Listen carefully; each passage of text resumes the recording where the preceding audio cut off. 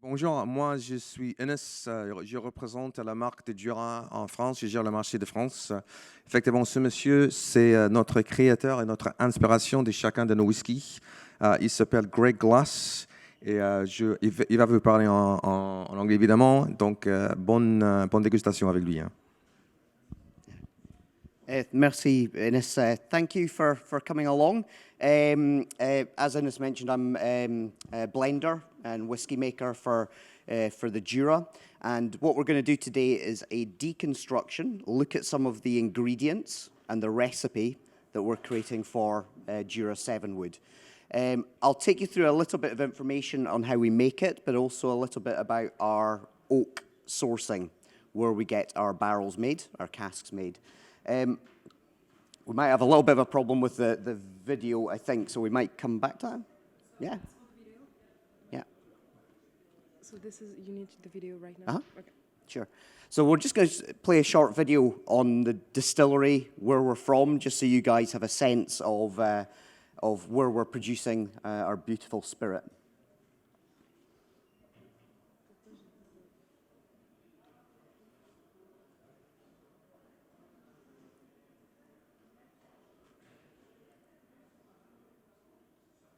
It's just like this on the island of Jura. The technology, you can't get a phone signal or anything, so we're relaxed. We are Jura, an uncommon place. We are Jura, an uncommon place with an uncommon whiskey. We are one road, one shop, one distillery, one purpose. We are wild hearts and an unstoppable spirit. We are the farmers, the shopkeepers, the whiskey makers.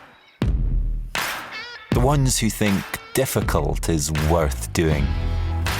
We're a population of 200 and a herd of 5,000.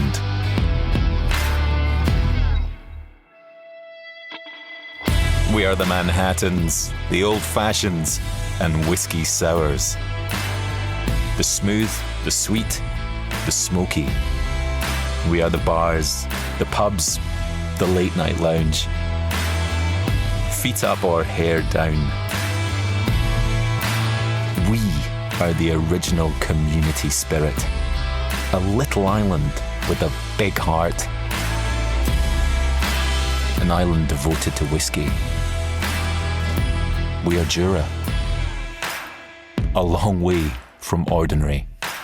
Of that heart, you'll see on your tasting mat in the middle, we have some of our new make spirit. So if you want to take that glass first of all. Now what I've done is I've diluted this down, so this is about 30% alcohol, but this will give you a sense of what the spirit is, what we're trying to create on the island.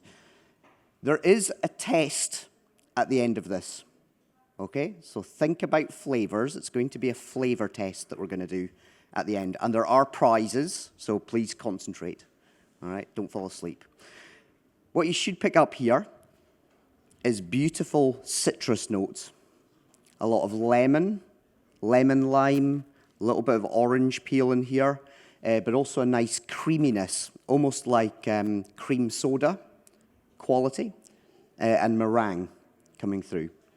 So this is our spirit style that we have, which is very light, fresh, fruity. But at the distillery, we also produce peated spirit as well. So for around 1 month of the year, we have a peated character as well. So for those of you who don't know, Jura is right next to a small unknown island called Isla. And what we're doing is something quite different. The history of our distillery is that we wanted to create, when we rebuilt the distillery in 1963, William Delmy Evans here wanted to create a lighter style of spirit that would lend well to blending and more versatility. So that's why we're quite unique on the island with the spirit that we produce. But again, usually around 3 to 4 weeks of the year, we're then doing a peated spirit as well. I've got some of that if later on any of you would like to try that. Our island, it's unique. We've got the one distillery, the one road there. Thomas Telford helped to design and build the road there. and that's Craig House. So this is the small community that we have. That's where the pub is. That's where the shop is. So it's the heart of the community, and the distillery is certainly central to that. The stills themselves, beautiful tall stills, produces this lovely light spirit as a base. And then we have our whiskies that we're creating. So around about a year and a half, 2 years ago, we changed our profile to having a solid message of having fruit, freshness at the forefront with a small element of peated character, clean, sweet wood smoke flavour. Now, I treat that in the recipes as like salt and pepper.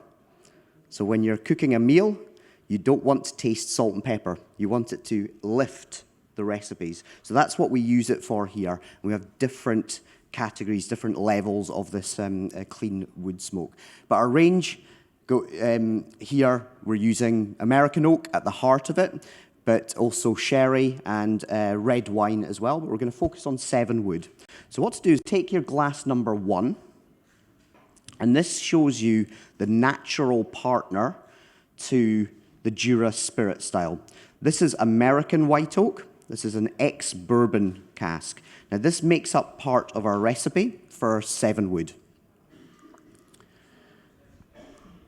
You've tried your new make here. Now what we're then going to do is we're going to try our American oak, which you're trying now, and then we're going to focus on 2 different French oaks as well. Now from a blending point of view, a whiskey maker point of view, really it's about the flavors that each of these brings, but also I'll describe a little bit about the differences from each of these types of oak. Again, our stills, tall, beautiful. We're around about 1 month of the year, we're doing peated spirit. Focus on the flavors because you will be tested on this shortly, okay? That lovely citrus, pine note, vanilla, and then with our peated spirit, it's a clean smoke that we're looking for. But we like to say that the cask is king in terms of the flavor additive effects as well as the other effects there. What we're looking for in the American oak, classical, honeyed, vanilla, coconut notes, but also there's a link of citrusy quality, like orange peel, you should get with that first one, okay? What do you think of that? Yeah? So that's us starting with one of the ingredients that we have for 7 wood. We're going to build up and taste 7 wood at the end, okay? Glass number 2, whiskey number 2. Just do this on the nose. Compare number 1 and 2. So again, number 1, classical style of ex-bourbon. All of these sort of flavors there. Whiskey number 2, this is from Vosges, okay? The Vosges oak, and forgive my pronunciation, please, on all of these, but Vosges oak, for me, what jumps out is the milk chocolate character. You know, it's quite prominent there. Now, these single casks, the first one you tried is 10 years old. Number 2 and number 3 have been aged for around 10 years in bourbon, and then 7 years in new French oak, Vosges, and then we'll try Limousin as well afterwards. But if we stay with number 2. Any other flavors that jump out in number 2? It's quite woody, so you can see there's a direct impact that we're getting from the fresh wood. Now this is new wood. With our recipe, we actually use a mixture of new wood and also if it's been used only for Jura before as well. So we can allow for there to be a balance. It's called 7 wood because we're using American oak and then 6 different French oaks. Now, typically there are 2 species of oak that are used in Europe. We have Quercus petraea, or sessile oak, and that makes up the majority of the forests that we're sourcing from. But also we have Quercus robur, and in this case that's from Limousin. So what I'll do is I'll pass over some, you might want to use this, but you can look at the differences in the actual wood itself. So you've got Limousin and Vosges, there we go. And you can see that there's different properties that you have for each of these. Any other flavors that you get from the Vosges? Yeah, quite spicy. Yeah, cardamom. You get a lot of different spice elements. One of the main ones is eugenol, which is clove character. But there's a multiple of different options that we can have. So it's almost like roasting coffee. You start with green beans, and then what you do. So I talk about sourcing oak as a partnership of nature and nurture. You know, what we do in sourcing the trees. First of all, there could be around 200-year-old trees that we're sourcing to start off with. Just outside of Bordeaux here, we've got some trees. That was actually Loche, that scene. But what we're doing is we're working with experts on the ground, both sawmills and cooperages and winemakers as well in France. And as part of that is working with the ONF and selecting the trees that we require for our whiskey making. So these trees are about 200 years old. After they're cut, they're left out in the open for around about 6 months to maybe 2 years in log format. We then cut the oak into lengths that we can make the barrels from. That is for the heads, the lids, the tops. In Europe, we typically split rather than cut. American oak has more tylosis or glue inside the wood, so you can do different things. The yield for American oak is twice the yield of French oak. So it makes it more expensive and the yield being lower there. So we're typically splitting the oak here and then we refine it down and then we come out to what I like to call maturing the oak. We talk about it seasoning the oak, but really it's maturing the flavors within there. To start off with, this would be very green and woody characters. Whereas after around 2 or 3 years, what's happened is the moisture has gone from very high, maybe 70% moisture, down to about 15% moisture. You have to take the water out to then make the cask itself. In America, they dry in kilns over a short time. And because of the properties of the wood, they can do that. But we prefer to dry, air season. We'll also then start to look at not just moisture, but also grain width. So what you should see with the 2 pieces of oak that you have there is there's quite a difference in the grain. Now, this is more in the wine world that people talk about, is it tight grain or is it wider grain? When it's wider grain, that means it's faster growth. So this is what we call the summer wood. If it's a good growing season, this will be large, but there's more tannins that we get from that. If it's tighter, we're getting different sets of flavors and different breathing effect as well. So why is a whiskey maker up here telling you about your own French oak?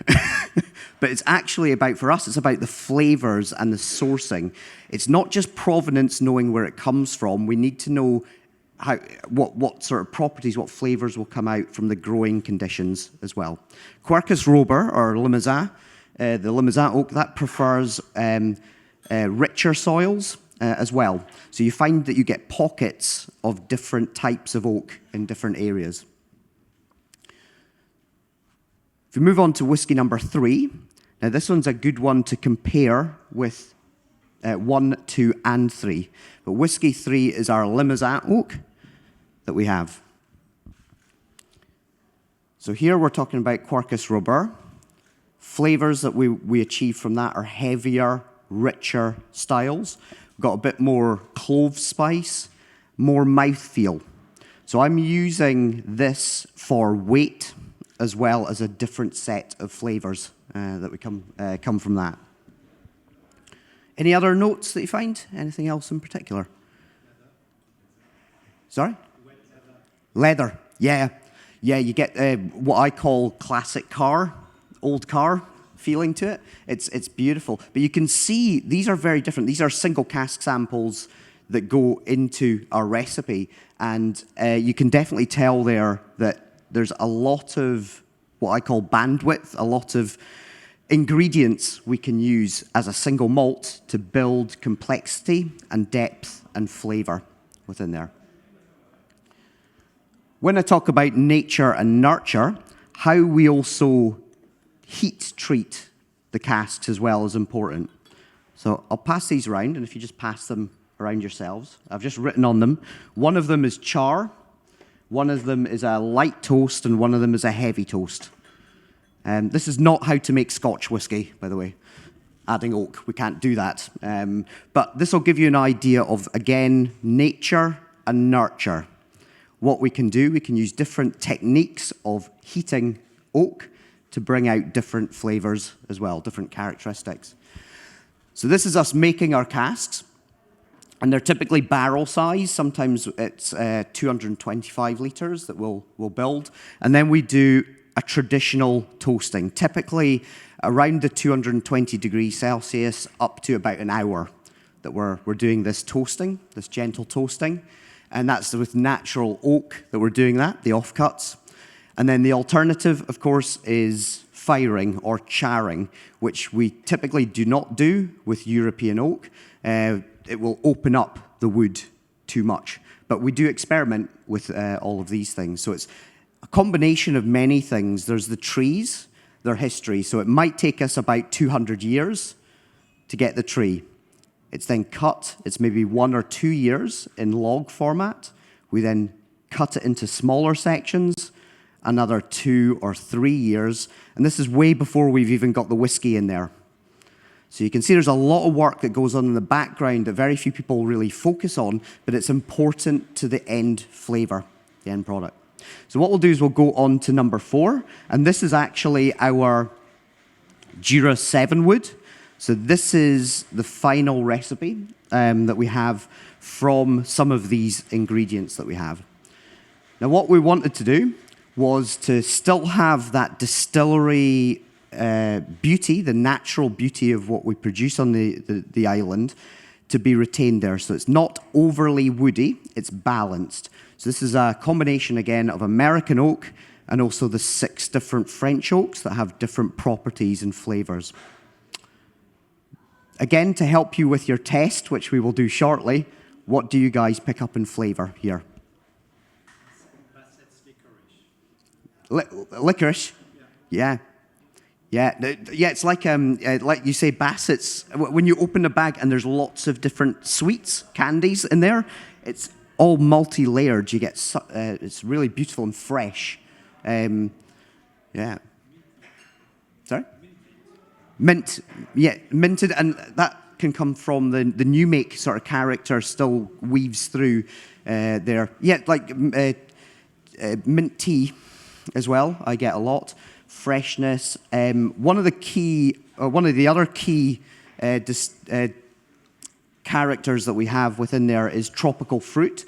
We have another forest that we source from called Bertrange, and that gives us lovely, fresh, sort of peaches, mangoes, tropical fruit character as well. But here, this is really what I tend to pick up within 7 Wood. Again, that might be a good hint. Maybe that's what we'll do in the test. Maybe, maybe not. Also, out of this project, it's not just about sourcing the right type of oak. It's also how do we learn from that? So we've been working very closely with different cooperages, but also including the University of Bordeaux. And Magali here has been critical and been able to get research done on the different types of oak that we have, also split with the different aging, drying techniques, and then also toasting techniques. So this is a really cool, and if any of you want this, I can give you my business card, and you can email me, and I'll send it to you. But essentially, it's going through the different main species, grain type, and then heavy, light toasting. So for example, Quercus alba, it's coconut vanilla when it's lighter toasting, and it turns into smoke and toasted notes further up the heat treatment. But what you find is often if you heat it too much, you get less flavor. So you have to be very sort of careful in doing that. Okay. So we're sort of really about tree to taste bud approach to things. which is a bit different from a lot of people, but Jura has always been quite unique in terms of what we do on the island itself, but also with the experimentation with the oak itself. Flavors, we're going to do a test, okay? Where shall we do this? Up here? Yeah. Yeah.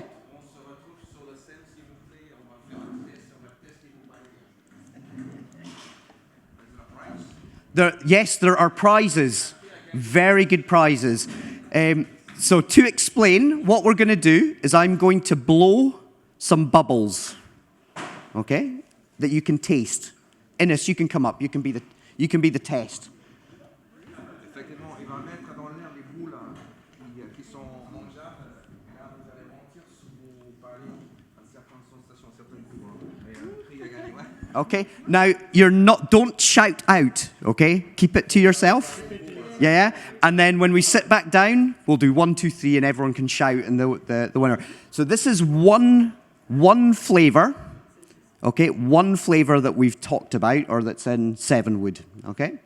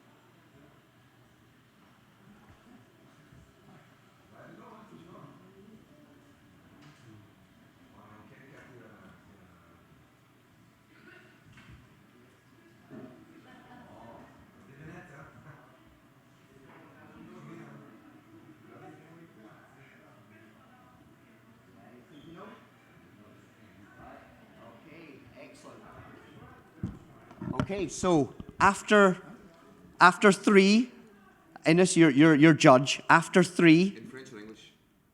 let's go French. We're in France, man.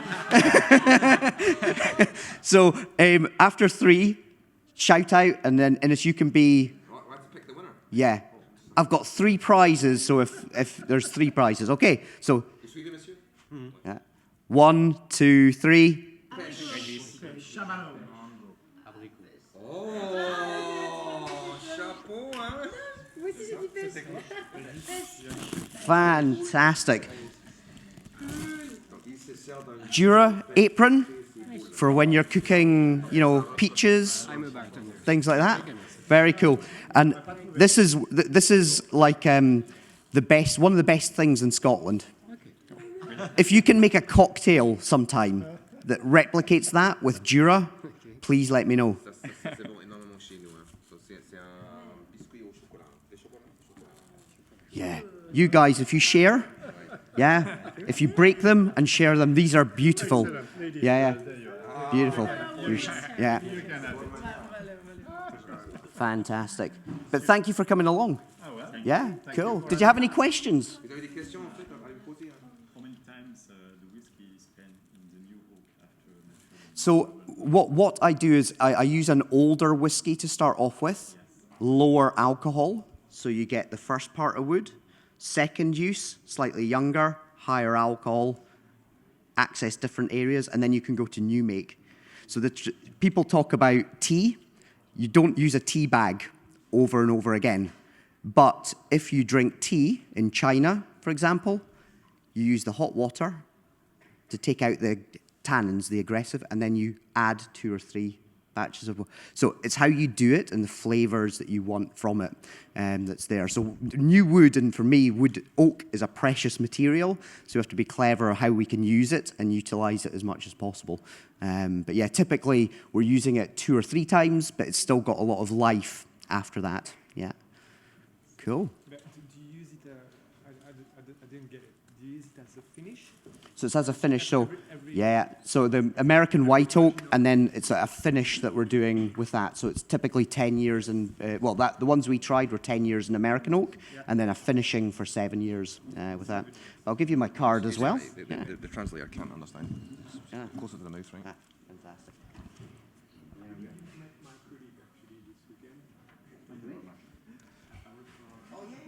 Il a presque fini. Hein. D'accord.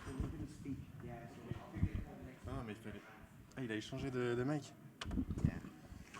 Il n'est pas allumé. Hein. Non, sorry. C'est... Mais fallait pas échanger. Allô, allô. Pour les autres intervenants.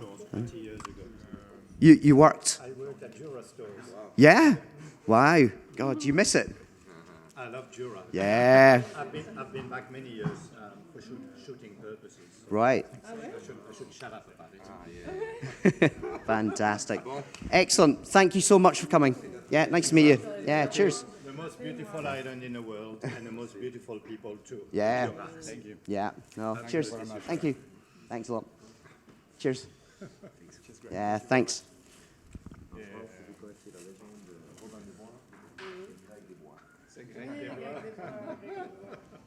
Yes, Greg. I'm so sorry, I just arrived at the end. Oh, that's okay. Maëlys Bourgoin.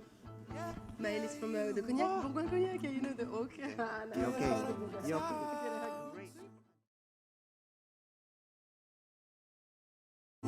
You should get out of town.